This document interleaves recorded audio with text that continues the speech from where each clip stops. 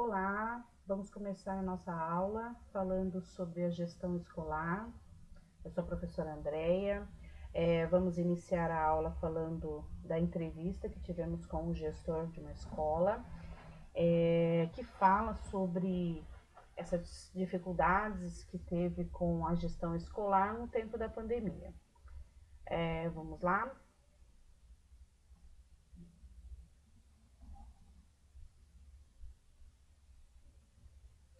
Bom, vamos lá. Como fazer a gestão de uma escola sem alunos fechada por conta da pandemia?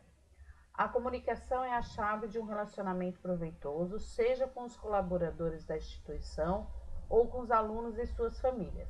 Em tempos de pandemia e ensino remoto, é ainda mais importante que a instituição de ensino continue próxima dos seus membros por meio da tecnologia, enviando recados, avisos e entregando os conteúdos necessários. Quais são os impactos na gestão escolar no período do isolamento social? O ensino remoto, mesmo em locais em que tenha sido bem planejado e executado, tem menores chances de gerar engajamento dos estudantes e promover o desenvolvimento, especialmente em famílias em condições reduzidas de acesso à infraestrutura necessária para isso. Ao mesmo Há um contexto domiciliar e comunitário menos favorável à aprendizagem. Quais medidas a escola desenvolveu para atender aos alunos? Serão muitos os desafios e vão dos aspectos estruturais e organizacionais da escola, que deverá atender os protocolos, aos aspectos emocionais que envolvem não só o acolhimento dos alunos, como também das famílias. Todos estão em alguma medida sensíveis a tudo que vem acontecendo e, de certa forma, inseguros, ansiosos e um tanto esperançosos com o que está por vir. E embora o professor seja parte desse coletivo, no momento em que a escola abre, ele é o catalisador de essas vetores, portanto, o desafio será grande e seu papel ainda mais fundamental. Como foi planejar o retorno das aulas? Esse cenário de fortes desafios à aprendizagem já existia em muitas realidades brasileiras, mas a crise do novo coronavírus massificou ainda mais essa situação para todos os contextos, ampliando o alcance das possíveis lacunas de aprendizagem. Como será a gestão escolar após a pandemia e o que mudará? O principal desafio é apresentar os sistemas de ensino e articular tempo e qualidade a serviço da educação, por meio de uma gestão participativa que, a partir de um diagnóstico claro, apresente planejamento, objetivos para desenvolver ações específicas, forma de monitoramento com indicadores e metas, avaliação dos resultados esperados, que orientam e se desdobram nas medidas pedagógicas mais efetivas nas escolas e em sala de aula. E tudo isso sem perder de vista a realização do acolhimento seguro e responsável à comunidade escolar no período de retorno às aulas presenciais, com ênfase na necessidade de cuidar de sentimentos e emoções.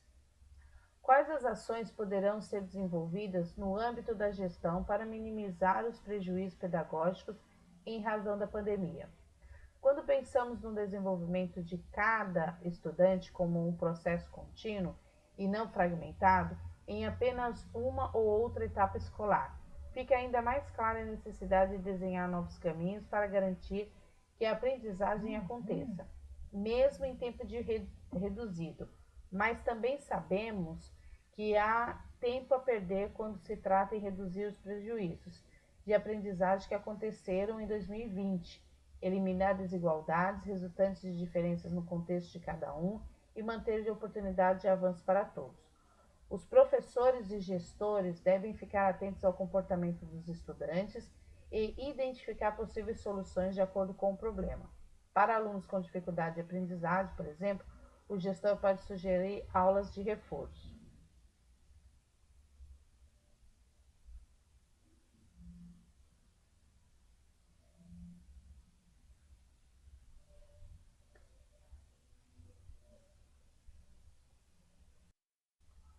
Bom, agora nós vamos falar um pouquinho sobre essa questão da educação e da gestão, certo? Bom, a educação é um dos principais bases da sociedade. Com isso em mente, pode-se imaginar a grande responsabilidade que envolve as tarefas relacionadas à gestão escolar, ou seja, de uma escola, curso, creche ou universidade. Elas envolvem um contingente imenso de informações e atividades que as quais é preciso analisar para descobrir a melhor forma de gerenciar todos esses processos escolares. Os segredos para assegurar a excelência do ensino ofertado são a qualidade e eficiência da sua gestão. Afinal, há mais coisas envolvidas do que apenas o ensino em si. O bom funcionamento de todas as operações envolvidas em todas as operações de negócio devem permitir que os membros da comunidade acadêmica estejam sempre bem respaldados em suas práticas. Aí eu coloquei aqui, né, que a gente vai trabalhar em forma de artigo essa nossa aula, que vão passar para tópicos, né? Então, ao longo desse artigo é apresentado o conceito de que a gestão escolar é como ela funciona, seus pilares, suas vantagens e de que forma, né, é possível auxiliar todos os segmentos da escola, tá? Então vamos lá? Boa leitura para nós. Vamos iniciar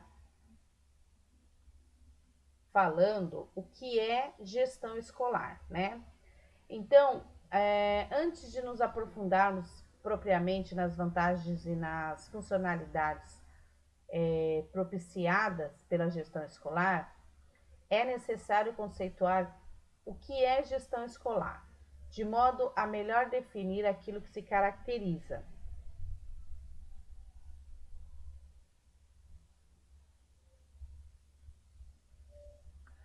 Então, a gestão escolar é uma espécie de modelo educacional elaborado pelas instituições de ensino.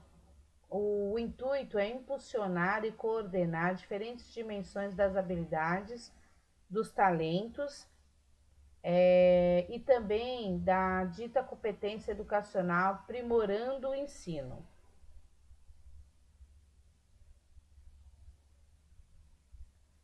Vale ressaltar que tal conceito se diferencia de administração acadêmica ou administração escolar.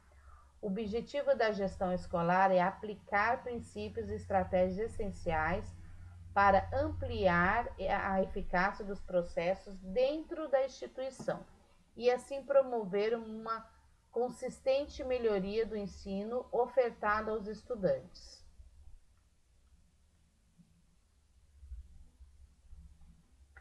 Ao definir a gestão como elemento prioritário em seu escopo de ações, a escola adquire capacidade de se concentrar na promoção do crescimento, da coordenação e da organização das condições básicas para afiançar-se um progresso sustentável. Na gestão escolar, a preocupação é lidar com todos os aspectos pertinentes às rotinas educacionais. Seu foco primordial é a obtenção de resultados, de empenho na execução de uma liderança exemplar, de relevância do currículo e da participação ativa dos pais.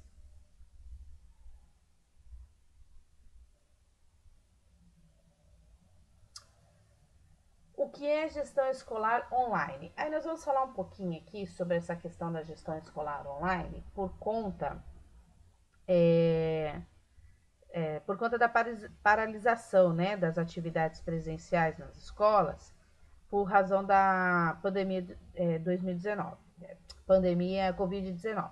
Então, o que agravou os riscos, né, da evasão e do abandono em todo o país. Então, a gestão escolar online, ela auxilia nessa questão da evasão escolar, né? Nós sabemos aí que muitas crianças deixaram de estudar ou estudaram de forma bem inadequada, né, por conta dessa questão da tecnologia, né? Então aí cabe a nós, né, o despeito dos esforços, né, de nós gestores e educadores, né, porque muitas crianças e adolescentes, eles se desencajaram, né, desengajaram, na verdade, né, no espaço escolar. Isso pode ser pela falta de acesso a serviços, né, e os equipamentos da computadores, né, da telecomunicação adequados, referente ao ensino remoto, ou pelos mais variados impactos, né, da crise econômica e sanitária, enfim, né? E uma das estratégias desenvolvidas desde antes, né, da pandemia é a metodologia, né, que é aquela questão da metodologia ativa. E isso faz com que mobilize, né, nós gestores para poder ter um objetivo de monitorar os índices de invasão, né, promover o fortalecimento dos vínculos, né, entre os estudantes da escola, enfim, né. Então, a gestão escolar online, ela é uma administração da educação utilizando tecnologia da informação. O gestor pode usar a internet para gerenciar a Secretaria da Educação, escolas, alunos e professores.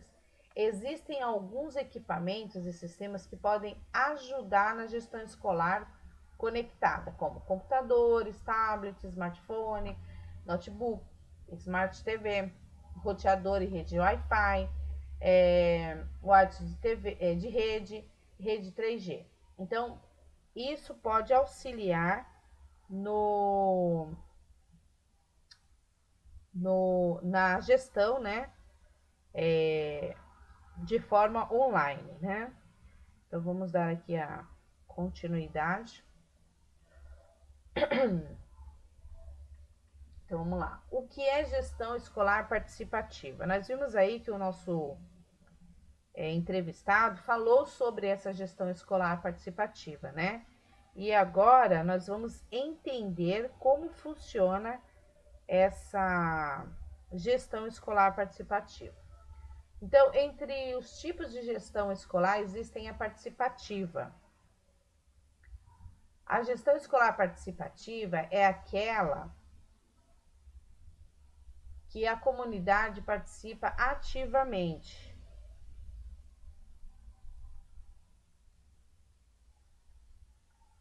Do planejamento, execução e fiscalização dos gastos e recursos da escola.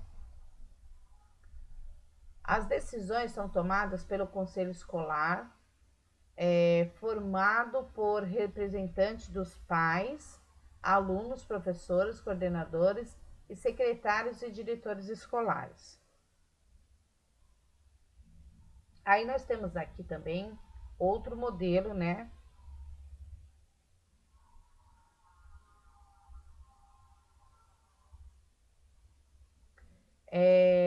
A gestão escolar democrática tem como princípio a participação de uma nova comunidade escolar na gestão da instituição de ensino. Isso requer o envolvimento dos pais, alunos, professores e diretores, coordenadores pedagógicos, secretários escolares e secretários da educação e até prefeitos. Para entendermos um pouco mais sobre isso, pessoal, eu deixei aqui um link, né? Leia grátis o livro Guia Completo sobre Gestão Escolar. Ele é muito bom e a gente vai ver um pouquinho sobre ele depois da nossa aula, a gente fala um pouquinho sobre eles, ok?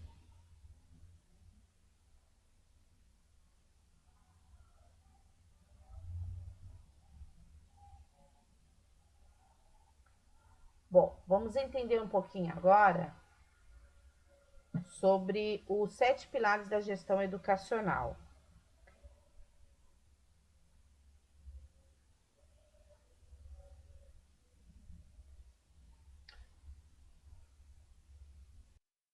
Então, falando aqui sobre os 7 pilares da gestão educacional, né, para que seja viável a construção da autonomia da escola, em todos os sentidos, financeiro, acadêmico, pedagógico, redução de custos, otimização de processos, aproveitamento de tempo, A gestão escolar pode assentar em 6 pilares norteadores capazes de trazer em todos os sentidos. Veja quais são eles, né? 1.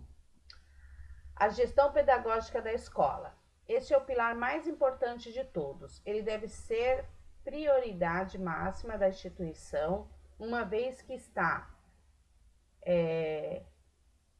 direta e intimamente ligada à atividade fim da empresa.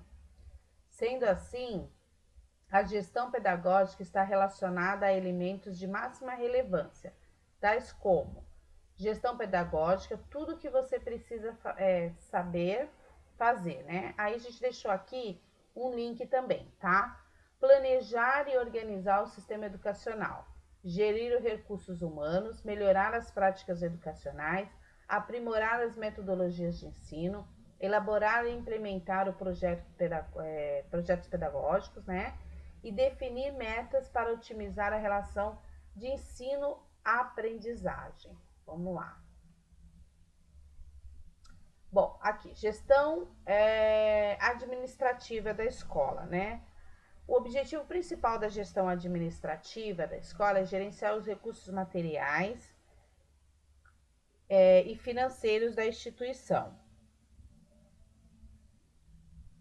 A gestão é responsável por cuidar do patrimônio e assegurar a coerência da sua utilização para garantir que a sua atuação seja exemplar e imprescindível.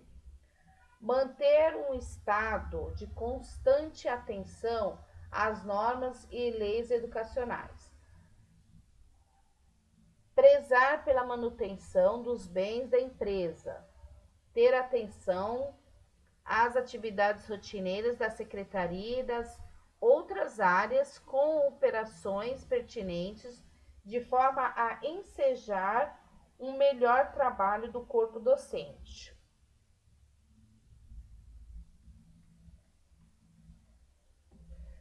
Três, gestão financeira da escola.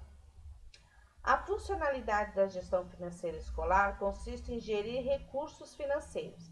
Isso, pessoal, pode ser tanto particular como público. Não podemos esquecer que a escola pública também tem os seus recursos financeiros, a verba a ser trabalhada, né? E como ser utilizada essa verba da maneira adequada, ok? Então, fica sob a sua alçada, por exemplo, realizar um levantamento de todas as receitas e despesas, definir o destino dos recursos, fazer a distribuição apropriada do dinheiro de acordo com as demandas de cada atividade e setor. A gestão escolar financeira competente é aquela capaz de garantir que todos os setores tenham suas demandas atendidas e possam funcionar de forma plena e satisfatória, contribuindo para a organização, alcance dos seus objetivos de negócios, né? Aí nós vamos para a quarta. Gestão de recursos humanos da escola. Obviamente, a sua escola apresenta uma preocupação contínua, né, com seus recursos humanos. A gestão de RH envolve lidar com o corpo docente, o corpo discente e os pais e os funcionários.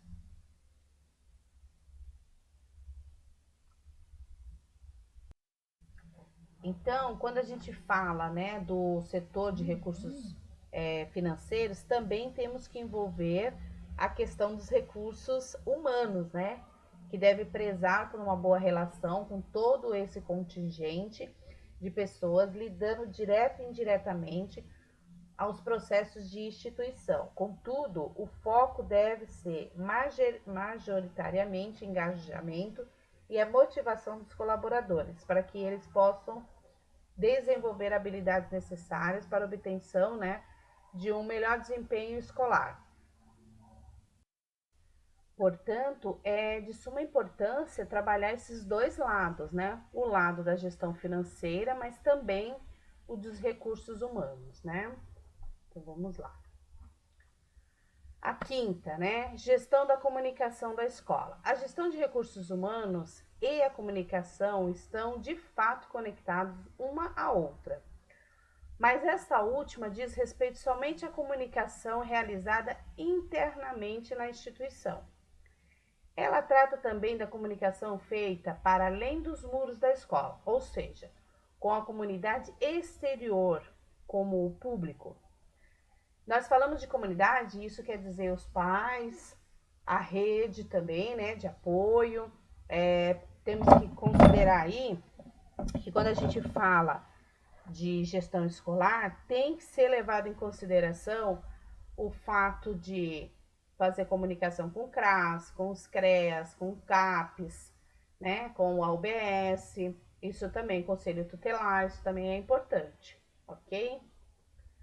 Agora, nesses momentos de pandemia, tem acontecido muito de adolescentes estarem com problemas emocionais, se mutilando, e precisa ter uma parceria aí muito grande com o Conselho Tutelar por conta disso, né?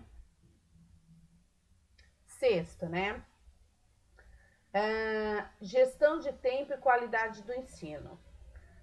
Por gestão de tempo, entendemos aqui o ato de estimular e proporcionar que todos os setores tenham condições de aumentar a produtividade e também de fazer com que os procedimentos internos apresentem um elevado nível de excelência.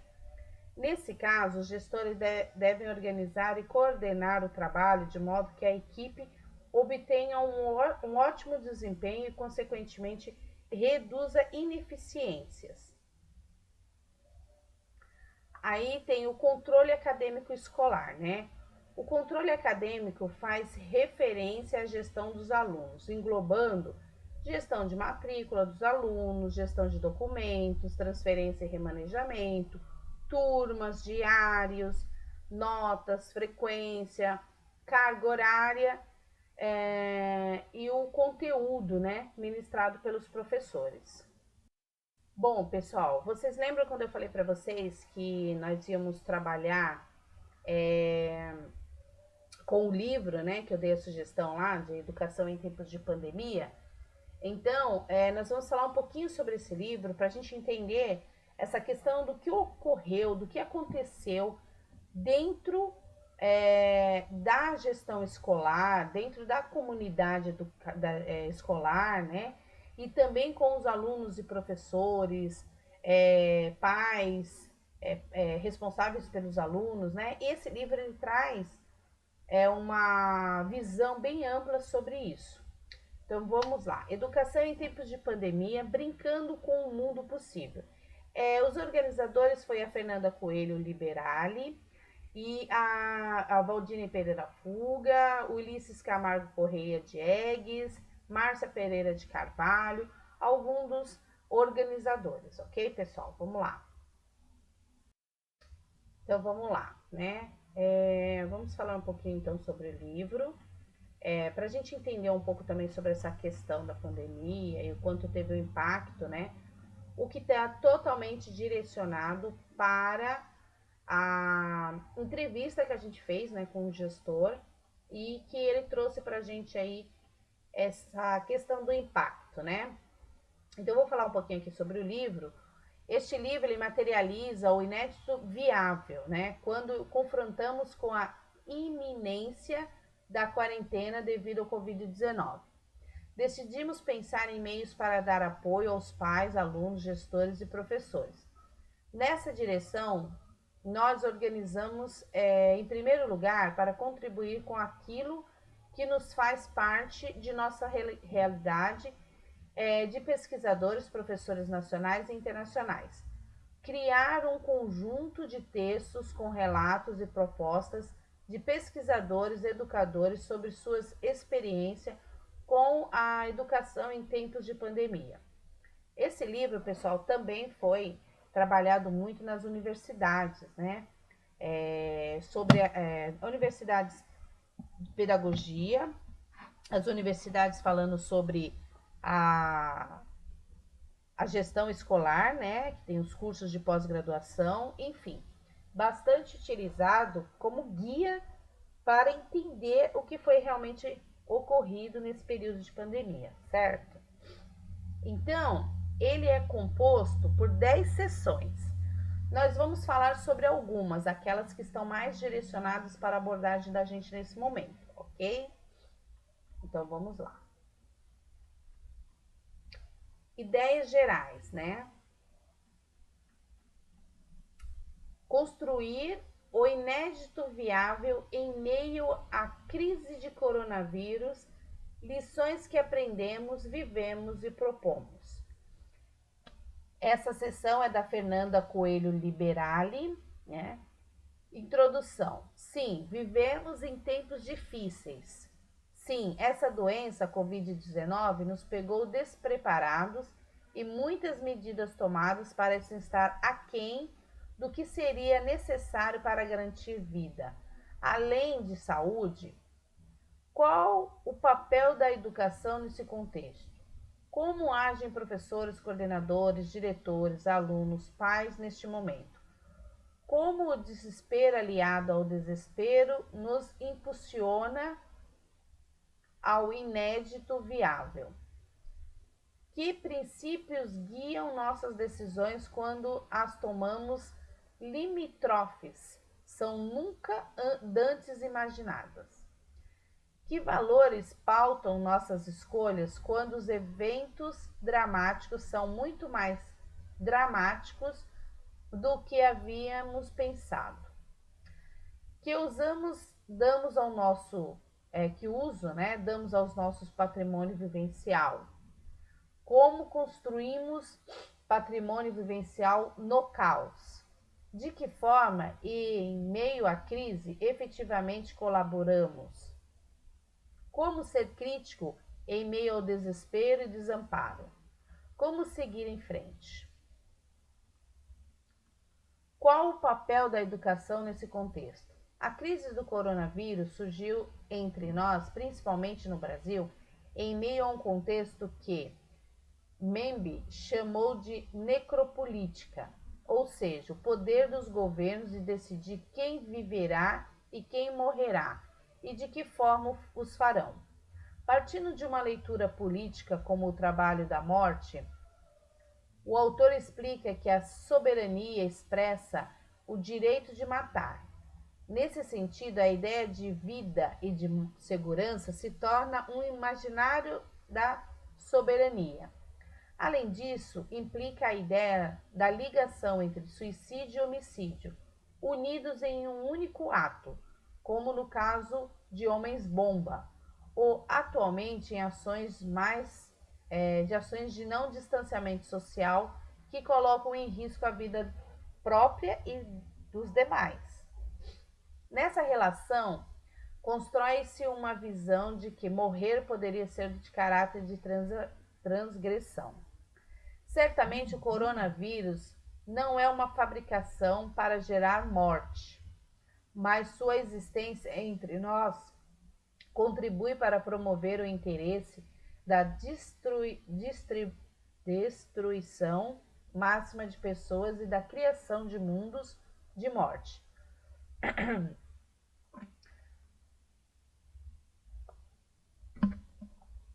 E de formas de existência social que conferem às pessoas o status de mortos-vivos, como explicou Mengele. A ideia de que alguns vão morrer, lamento, essa é a vida, expresso pelo presidente brasileiro, serve para exemplificar o tipo de necropoder discutido por Mengele. Isso se reforça quando, a cada dia, as notícias nacionais e internacionais mostram que o vírus não mata em igual proporção ricos e pobres, devido às condições sociais e econômicas que não oferecem aos mais pobres acesso aos bens para sua recuperação. Dados sobre a cidade de São Paulo, divulgados em 18 de 4 de 2020, por exemplo, revelam que há mais casos em distritos mais ricos da cidade. Porém, há mais morte entre os distritos mais pobres. A ideia de que certos humanos podem ser descartados desmascara a desigualdade social, econômica, cultural e política que assola a nossa realidade e que se encara com a chegada do Covid-19. O mesmo processo parece se expandir para a educação. Com o decreto de distanciamento social como forma fundamental para assegurar o crescimento de caos e demandas do atendimento nos hospitais, as atividades escolares assumiram a forma remota. No entanto, nesse âmbito, podemos perceber também que o necropoder que gera a necroeducação, enquanto alguns alunos da rede privada passaram a ter acesso a toda forma de atividade por múltiplas plataformas e aplicativos remotos, com professores trabalhando à exaustão para contribuir com um padrão de qualidade e expectativa altíssima em pouco espaço de tempo, alunos de rede pública, locais remotos ou mesmo contextos mais empobrecidos foram deixados de viver a morte em vida, expressa Mambi. Para muitos alunos das comunidades pobres com dificuldade de acesso à alimentação, com seus pais ainda necessitando trabalhar, a realidade se concretizou ou no apoio de avós e vizinhos ou no abandono do cuidado próprio de seus irmãos mais velhos, com acesso restrito ou nulo à internet. Poucos conseguem realizar as propostas feitas pelos governos para suprir a ausência de aulas presenciais. Nesse contexto, qual o papel da educação? Como o desespero aliado ao despreparo nos impulsiona ao inédito viável. Situações limites colocadas pela realidade imediata podem imobilizar os sujeitos. Nesse momento, as chances para que isso são inúmeras, uma vez que não há experiências anteriores com situações como a colocada pela Covid-19. Nosso despreparo frente a isso parece gerar a sensação de total inutilidade e inevitável fracasso ou destruição. Contudo, a proposta de Freire sobre o inédito viável vai justamente nos oferecer uma outra perspectiva. Em nosso tempo, nunca foi tão mandatório pensar em possibilidade para ir além daquilo que conhecemos, daquilo que vivemos, daquilo que pode ser repetido sem reflexão. A situação que vivemos exige que nós coloquemos frente ao contexto com nossa história como uma ferramenta para criar o possível. Nossa resposta ao mundo nesse momento prescinde de criar bases para ir além de nós mesmos e de nossas limitações, sem jamais desprezar as forças que atuam no contramão do nosso fazer. Sem ingenuidade de pensar que temos o poder limitado de dar conta de todos os caos que vivemos, mas com a energia criativa para pensar em formas e arranjos que nos levem além do que já foi experimentado. E essa possibilidade de reestruturação da própria existência frente a situações limites é nossa marca da humanidade, nossa força de nos manter em existência, como sugira Spinoza. Nessa direção, o processo de imersão na realidade como ela se configura e não como a imaginamos ou gostaríamos que fosse, se faz fundamental. Essas imersões e compreensões das nossas limitações e potencialidades permitem a análise mais crítica do que sabemos e podemos realizar de concreto. Em termos educacionais, a experiência como professora universitária, formada em contextos mais diversos, e o contato com educadores de vários lugares do mundo tem mostrado o esforço para viver essa situação limítrofe e criar o inédito viável. Dentre muitas situações limítrofes, um exemplo de criação do inédito viável foi o de grupo de professores e gestores de centro de educação de jovens e adultos que, ao retomar a possibilidade com um limitado acesso, e seus alunos brasileiros e haitianos, organizou uma ação entre os professores que telefonaram para cada um dos seus quase 1.600 alunos na tentativa de conhecer suas reais condições para a aprendizagem remota. Diante das respostas alcançadas e reconhecendo a situação de precariedade e de fome de um grande número das famílias dos alunos da escola, os professores, com o apoio de seus amigos e conhecidos, organizaram uma coleta de cestas básicas para serem distribuídas de forma imediata aos alunos com mais necessidades.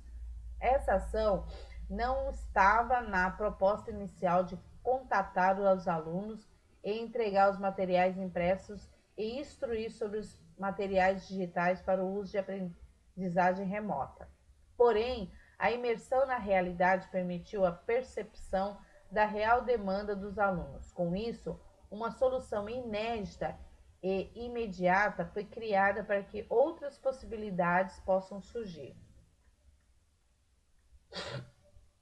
Assim, diante da necropolítica, que invisibiliza as reais condições de vida de alguns, uma educação libertadora busca evitar uma necroeducação, que apenas se apoia em oferecer o igual aos diferentes, aos que vivem em contexto de morte. Nessa situação, o papel da educação é buscar a vida para então buscar o ensino-aprendizagem. Aí, pessoal, nós vamos falar um pouquinho aqui, que a autora traz para a gente os danos, né, do patrimônio vivencial. Porém, nós não vamos falar sobre isso nessa aula, tá? Nós trabalhamos aqui a questão das dificuldades que os alunos encontraram nesse período de pandemia e como isso tem que ser trabalhado pela gestão, não somente pela gestão escolar, mas pela gestão das políticas públicas também, tá? Agora, nós vamos um pouco mais para frente falando sobre os impactos de um modo geral. Aqui, pessoal, a gente vai falar de um outro texto desse livro, que é As Questões Centrais para a Formação de Professores na e durante, né, a pandemia, de Sarah Vogel. Momento difícil de ensinar e aprender. Com a propagação do coronavírus pelo mundo, cursos universitários e escolas de ensino fundamental e médio passaram a operar online para ajudar as famílias a aderirem às políticas de distanciamento social. Vários meses depois, algumas regiões e nações começaram a flexibilizar as restrições. No entanto, é provável que por muito tempo a escola não volte a ser como antes da pandemia, ou mesmo nunca mais. Professores e famílias precisam de todo mundo o apoio possível financeiro, técnico, informativo e social e emocional para educar os jovens durante esse período. Como pesquisadora em educação na cidade de Nova York, trabalhando em projetos em colaboração com professores das nossas escolas públicas, percebi que as experiências das pessoas em escolas variam muito. Alguns estudantes têm acesso imediato a ferramentas da tecnologia de banda larga e outras não. Alguns se sentem interessados e outros entediados. Alguns ficam doentes, outros não. Com essa desigualdade e diversidade de experiência em mente, proponho 3 perguntas centrais para que todos os educadores, independentemente da situação e localização, poderiam e talvez devessem estar se perguntando e usando para orientar sua prática. As respostas a essas perguntas mudarão ao longo do tempo, com o curso dinâmico dessa pandemia. Portanto, pode ser valioso usá-las para fazer um balanço periódico. Como estou me sentindo? Meu colega, Dr.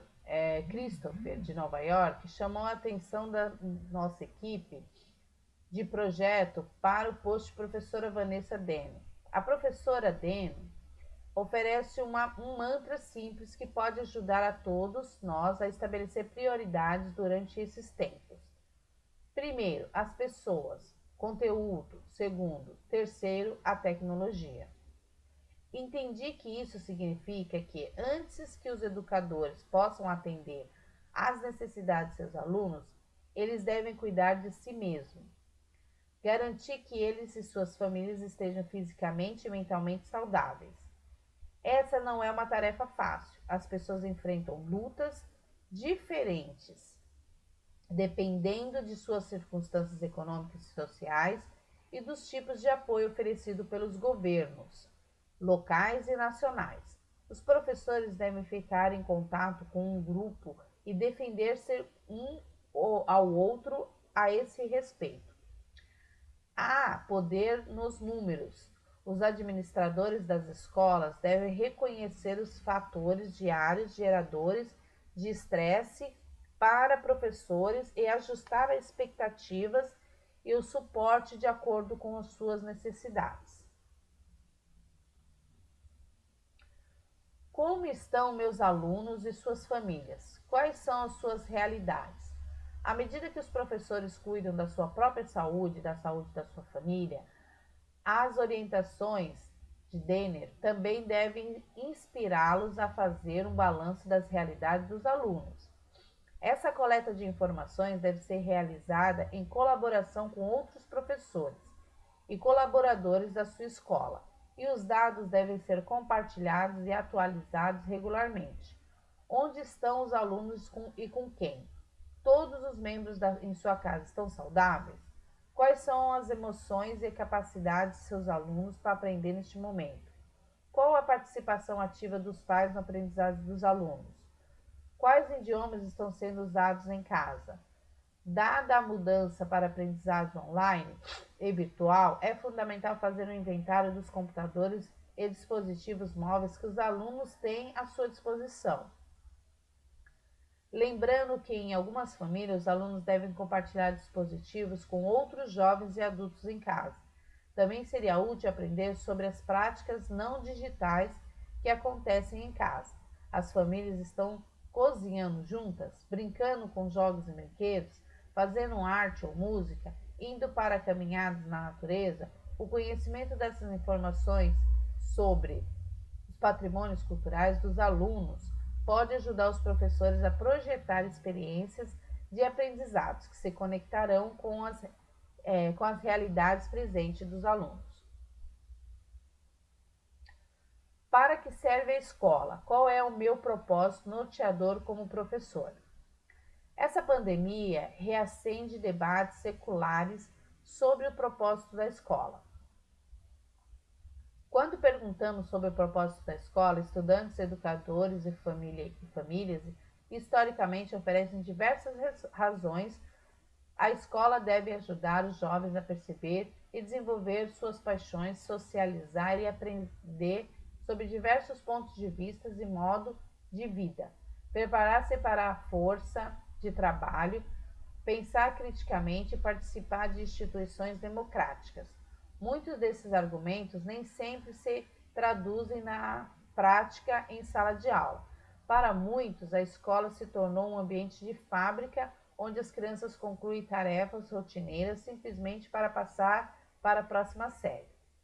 Mas como toda família que tenta estudar em casa com seus filhos, sabe respostas como "por que eu disse?" não são especificamente eficazes. Hoje, as crianças precisam compreender o contexto para se engajar e gerenciar seu tempo em tarefas escolares. Se eles não veem relevância ou importância dessas tarefas, por que fazê-las?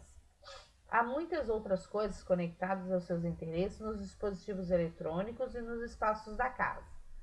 Os estudantes, os educadores devem se perguntar sobre o papel e o papel da escola nesta crise.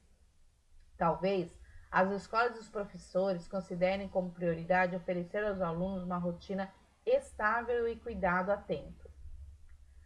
Se for esse o caso, a prática deve refletir esse valor. Talvez as escolas tenham tempo para os professores acompanharem os alunos em videoconferência durante a semana ou começarem todos os dias com uma verificação de temperatura emocional durante um bate-papo por vídeo.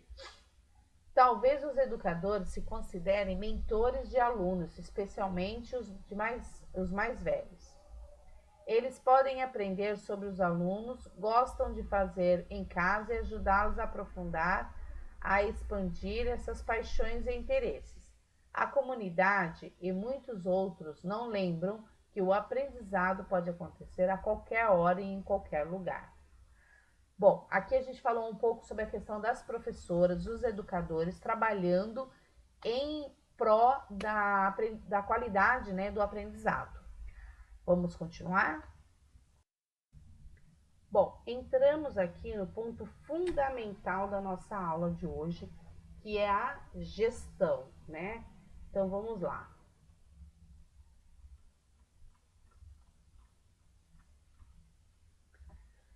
Bom, em tempos de coronavírus, como manter a humanidade na escola e envolver a comunidade escolar por meio de formação em cadeia criativa? Cristina Davi. A introdução, né? O primeiro alerta quanto ao coronavírus chegou no governo chinês sobre o surgimento de um novo coronavírus em 31 de dezembro de 2019.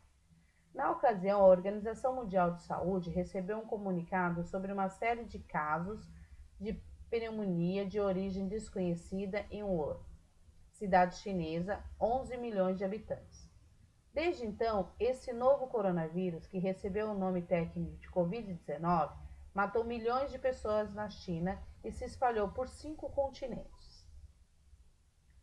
Este capítulo apresenta algumas considerações acerca do momento do coronavírus, a educação com recurso remoto e suas relações, articulando as possibilidades para que as escolas pequenas continuarem estabelecendo relações com a comunidade de forma eficaz, discutindo o processo de formação de professores embasada na cadeia criativa.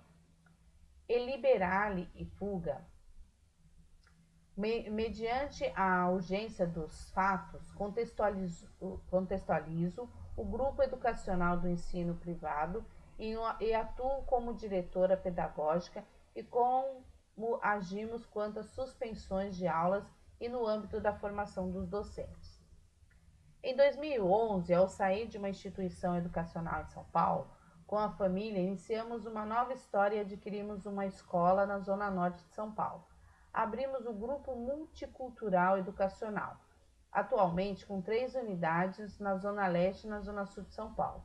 As escolas atuam com o público diversário em ensino fundamental 5º ano.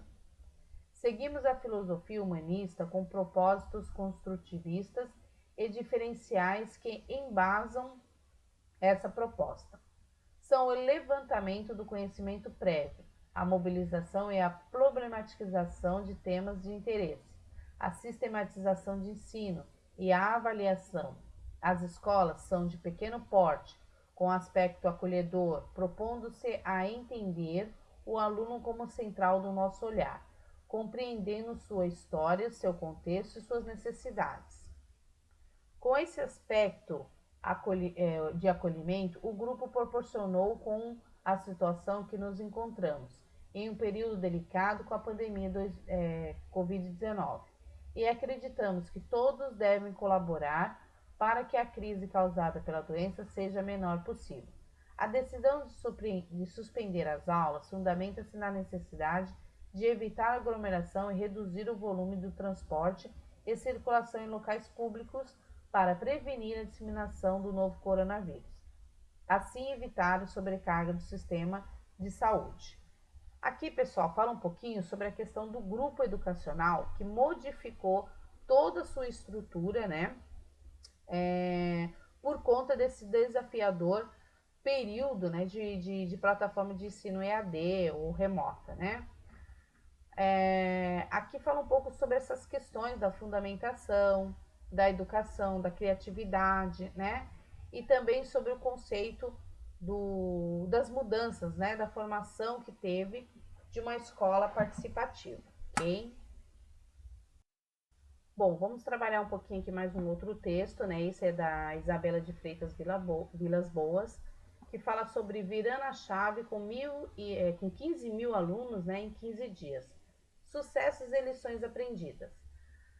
Em palestra na Casa Thomas Jefferson, em Brasília, há 2 anos, o famoso autor inglês de livros didáticos e profissionais Jeremy Humm disse que a mudança é devagar até que ela não é mais.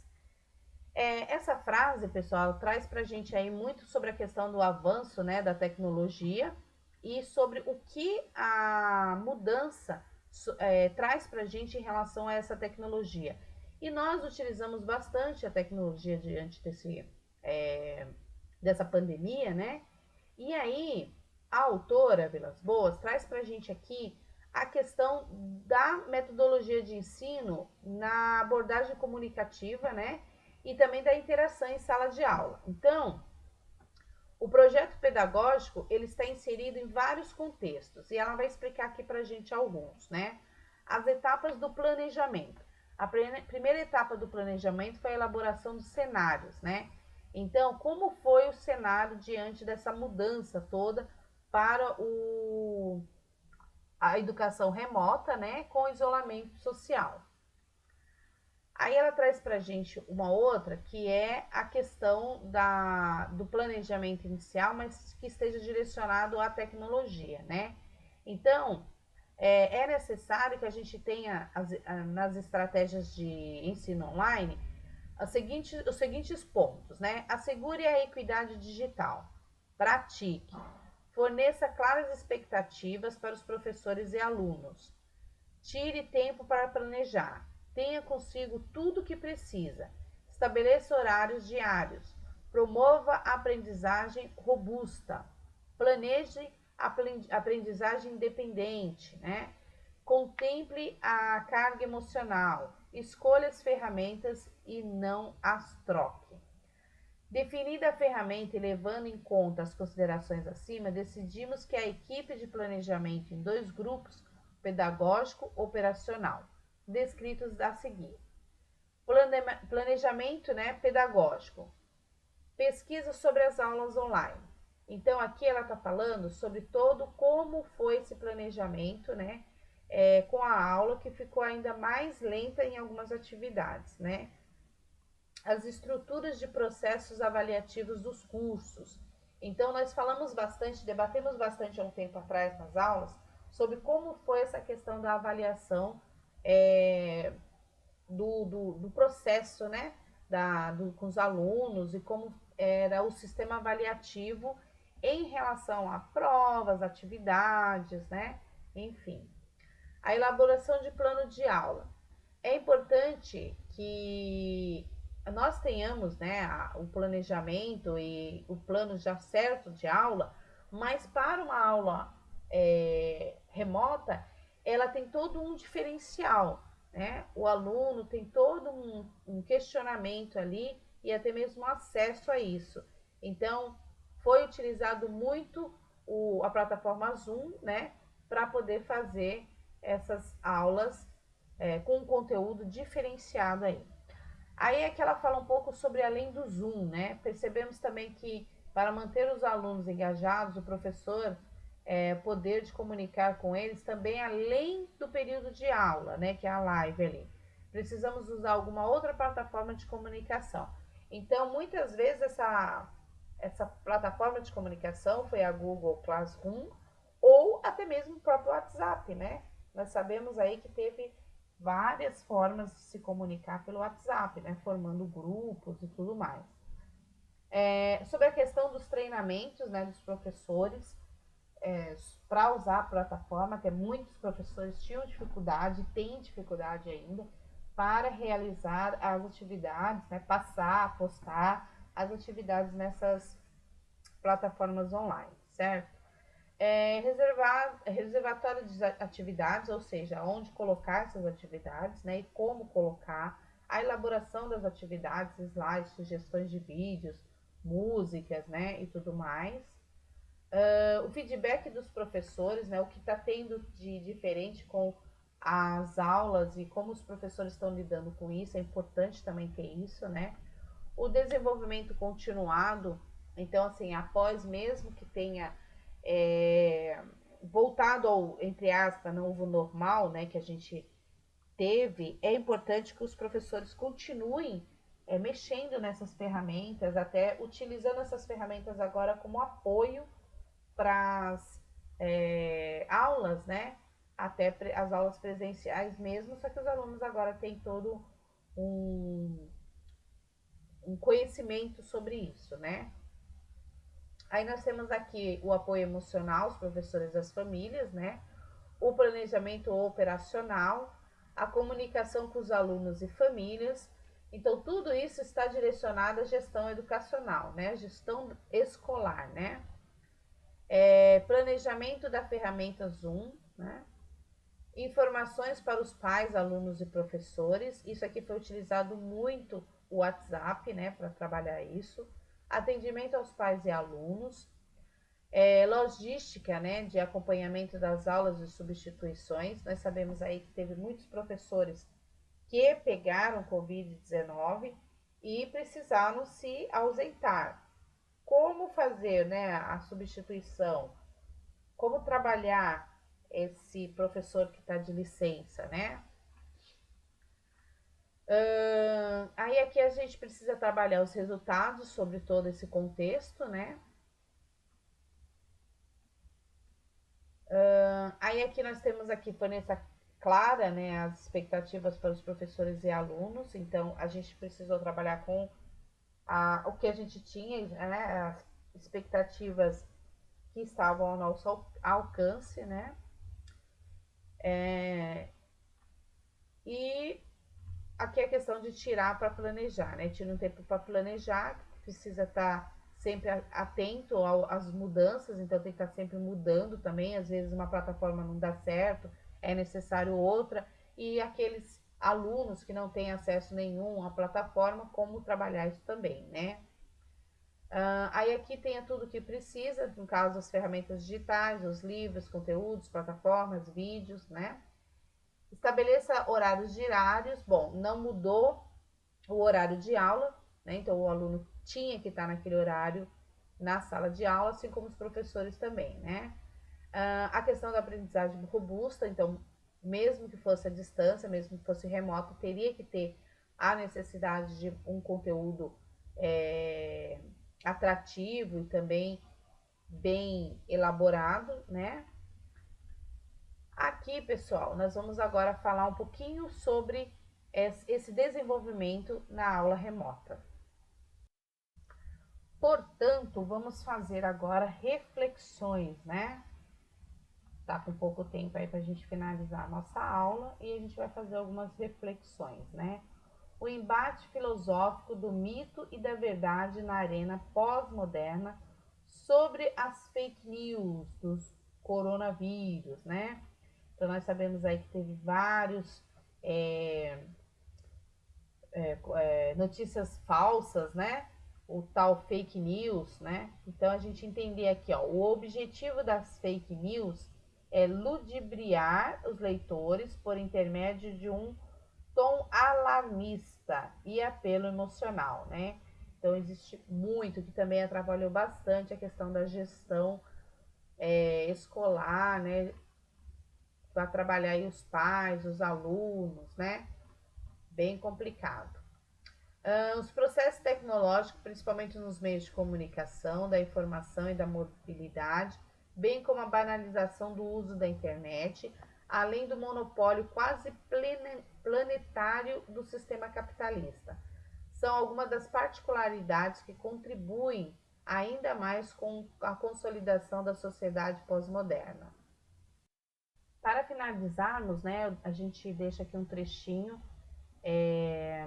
da Márcia, né, Pereira de Carvalho, falando que ao final deste trabalho, um dos frutos da crise pandêmica de 2020 apresenta os entrelaçamentos de diferentes visões e ideias sobre resistir e expandir. Durante o período de distanciamento social, neste livro foram reunidos autores que não aceitam ver os dias passarem sem agir, mesmo à distância. Para nós autores, o realizar faz parte da vida e compartilhar é premissa para as relações sociais sustentáveis. O livro é dividido em 10 partes para que os leitores possam partilhar as várias perspectivas apresentados por pesquisadores e professores para viver a pandemia. São elas ideias gerais, inclusão, meios temáticas, apoio, infância, universidade, gestão, reflexões filosóficas e brincar. As ideias gerais são apresentadas nossas visões compartilhadas sobre a pandemia e sua relação em distanciamento social da escola, instituto, universidade. Em inclusão, os autores discutem sobre o ensino remoto pela perspectiva dos tradutores e intérpretes de Libras e de surdos. Em meios, é possível tomar contato com diferentes formas de usar as mídias digitais neste período de crise, ou tomar consciência da importância do uso da voz e da oratória para ensinar a aprender em temáticas. Apresentam diferentes propostas para aulas de biologia, gêneros, geografia. Em apoio, psicólogos sugerem formas e reflexões para compreender esse momento histórico. Em infância, há propostas de aulas para ensino remoto com crianças. Em universidade, os autores relatam como estão realizando o ensino remoto, como vivem as experiências da educação à distância e como ocorre a formação de professores para prestar serviços EAD. Em gestão, discute-se formativas de formação e cuidado com os estudantes. Em reflexões filosóficas, há uma reflexão sobre as fake news e a degradação social que provocam. Em brincar, encerramos o livro com várias sugestões de brincadeiras e performances para ampliar o conhecimento e estreitar relações neste período de distanciamento social. Bom, pessoal, essa é a nossa aula de hoje. Falamos um pouco sobre esse livro maravilhoso. Vou voltar ele aqui para termos o modelo, né, desse livro, que vocês podem ver e procurar em qualquer lugar. Ele é excelente, vale a pena ler, tá bom? E aí fica a nossa aula de hoje, ok, pessoal? Muito obrigada e até a próxima.